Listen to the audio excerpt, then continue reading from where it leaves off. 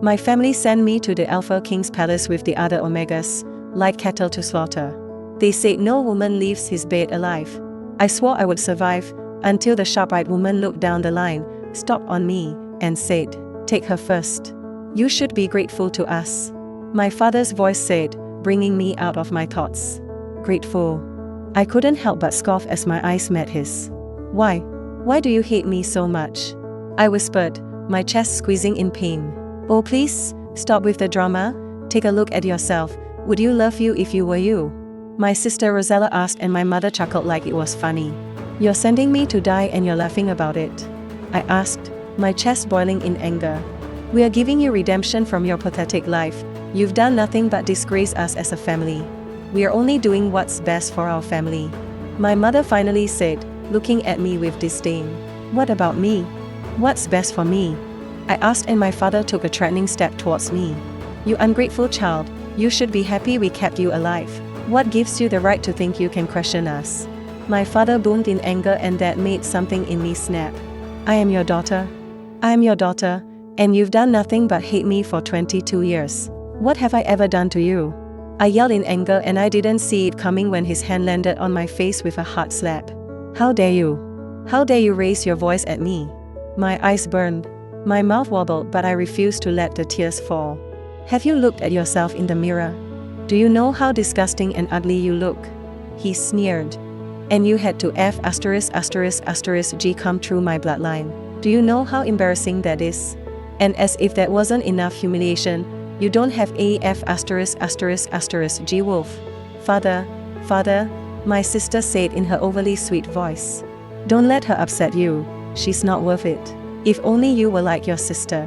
Rosella is making us proud. She's not only beautiful, she's strong and talented, unlike you," my father said as he turned from Rosella. The look of pride he earlier had for her vanishing to disgust. Immediately his eyes landed on me. "You will be sent to the king's palace with the other Omegas, and there's nothing you're going to do about it. You know what, Emilia? You should be happy.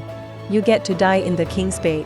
That's if he doesn't kill you on the spot, because there's no way the Apha King would want to touch a pathetic loser like you.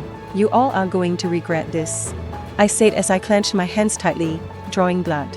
"What are you going to do? Crawl from the grave and haunt us?" Rosella asked, and they all burst out laughing. "So as punishment, he made me an Omega. Imagine the daughter of an Alpha being demoted to an Omega. I became invisible, treated like trash in my own pack, called all manner of names. Fat, ugly pig, pathetic loser. I won't die," I suddenly said out of nowhere, and they stopped laughing and all turned to me. "I will survive. Oh please, haven't you heard? No woman leaves his bed alive. But I will survive," I said again, determination wrapping around my chest like a chain. "You're Delilu," my sister said with a shake of her head. "You all will regret what you've done to me. I'll make you pay. I promise. Stop with the drama and go pack whatever garbage you have. You're leaving tonight with the others," my mother said. Rosella smirked as she looked me dead in the eye. "You'll die, Emilia. You'll die. Tonight. I would be sent to the Apha King's palace with the other Omegas, like cattle to slaughter." They all said he was cursed, touched by death itself, that his bed was a graveyard of broken women. I grabbed the small cloth bag I kept beside the mattress. "You'll survive," I whispered to myself. "You'll survive this, even if it kills you." The ride to the palace was in a rusted black van that smelled like wet dogs and old metal. There were 6 of us in total, all dressed in the same plain grey dress that clung awkwardly to our bodies. We were sacrifices. They said the Apha King's palace was carved into the side of the Black Mountains, that no sunlight ever touched it, that no laughter ever echoed within its walls, that it was cursed, like the man who ruled it. By the time we arrived, the moon was high and full, hanging like a silent witness in the starless sky. The palace loomed in front of us, black stone and jagged towers, its walls crawling with ivy that looked more like veins than plants. Guards stood by the massive iron gates, dressed in complete black. We were lined up, inspected like animals at market. One of the guards came down the line, his nose wrinkling as he looked us over. He stopped in front of me. "Name," he barked. "Emilia," I replied, voice steady. He raised a brow at me. "Daughter of?" My jaw tightened. "Alpha Gregor of the Red Moon Pack." That made him pause. Alpha's daughter? Not anymore, I muttered. Move, he ordered, pointing toward the gate. Inside, the palace was eerily quiet. The stone walls were cold to the touch, the corridors long and narrow. The air smelled of old ashes and something metallic, blood, maybe. A woman in a tight black dress with sharp eyes and an even sharper tone greeted us in the main hall. You will remain silent unless spoken to. You will not speak of the king unless commanded. You will not look him in the eye. She paced in front of us like a predator. If you are called upon, you will go. Without protest. Without hesitation. If you scream, no one will come. Another girl to my left whimpered. The woman's eyes snapped to her. Do not test the king's mercy. There is none. She turned to us fully. You will now be taken to your quarters. One of you will be summoned tonight. It became silent as she paced, looking at each one of us like she was deciding who will be suitable for slaughter tonight. Her eyes finally settled on me. I didn't flinch. Her lips curved into something that wasn't quite a smile. Take her first. They all knew the consequences, yet they kept coming.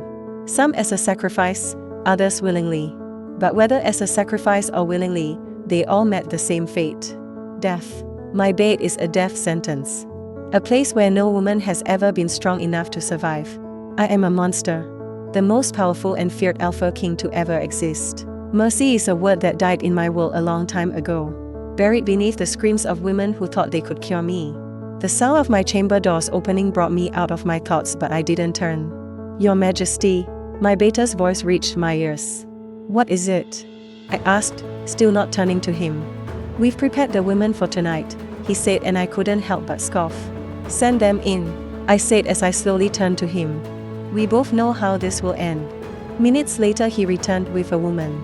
Short brown hair, trembling like she had been summoned into the lion's den. Without another word, my beta Lucien walked out, the door shutting behind him. The woman kept her head down, her heart beating so fast, her fear thick in the air. Without wasting a second, I let the towel drop. A gasp followed. Please, please. I don't want to die, I can't, please. The woman screamed, making the beast inside me roar in anger. You were offered to me. I spat and the woman fell on her knees. Please, please, I really don't want to die. She continued screaming, continued begging. My claws came out, and I was seconds away from tearing her apart.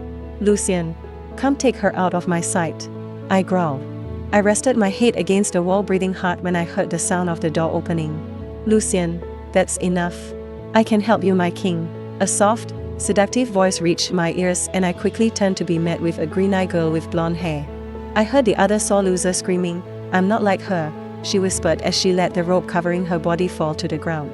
Let me show you what having a real woman feels like, she whispered as her hand came to the towel, but my hand stopped her. You're not afraid of dying? I asked, my voice cold. No, I'm not going to die. I'm the woman who's going to stop this, she whispered. Let me, he whispered before finally tugging at my towel and it fell off. She continued kissing my chest, her hand snaking down my body until she cupped my CK, and then she froze as her eyes looked down. You're so G big. How's that going to fit? She gasped as she quickly staggered back, and before I could respond, her eyes rolled back and she passed out on the floor. Lucien. My voice roared as the door slammed open once again and Lucien rushed in. Your Majesty? Let one more woman into my room again and she won't make it to my bed before she dies.